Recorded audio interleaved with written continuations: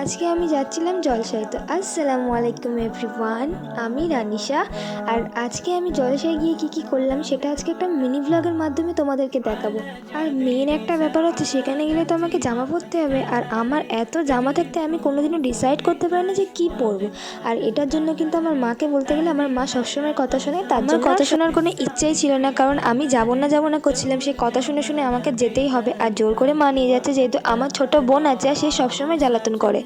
এখনকার বাচ্চাদের তো বোঝানো মুশকিল, ওরা একটু এক্সট্রা লেভেলের পাকা না, আর তাই জন্য আমি এই জামাটা পরে নিয়েছি। তো গেলে তো আমি সাজাগোজা করে নিয়ে আমি চলেই যাচ্ছিলাম। তারপর মা বললো যে একটু লিপস্টিক পর, তাই আমিও একটু হালকা করে লিপস্টিক পরলাম। আর এবার যাচ্ছি আমি জলসায়, আর সেখানে গিয়ে কি করলাম সবগুলো শেয়ার করবো তোমাদের সঙ্গে। এই যে আমি কিন্তু একা যাচ্ছিলাম, আমার মার সঙ্গে যাচ্ছিলাম। আমার মা কোনোদিন নিজে একা বেরোবেন আর আমাকেও একা বেরোতে দেবেন। আর এসে দেখো, এই দেখো আমার বোনের সঙ্গে দেখা হয়ে গেল।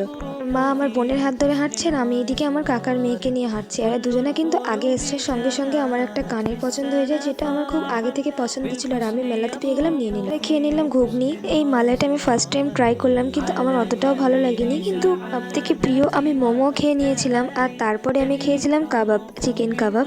মা ওইদিকে এসব বাদাম টাদাম নিচ্ছিল, আর আমি ওখানে দাঁড়িয়েছিলাম ঘুরি করে। পুরো লাইটিং দেখতে দেখতে স্টেজের কাছে চলে এসে গজল শুনছিলাম, আর তোমাদেরকেও দেখাচ্ছি পুরোটা। ডেকোরেশনটা খুব সুন্দর ছিল, খুবই সুন্দর। আর এইদিকে আমি আমার বোনদেরকে নিয়ে চলে যাচ্ছিলাম। আর একটা নেল পালিশ নিয়েছে। আমি প্রায় 5 বছর পর আমি নেল পালিশ পরেছি। আমি সেই সাজাগুজো খুব একটা পছন্দ করি না, আগেই বলে দিয়েছি।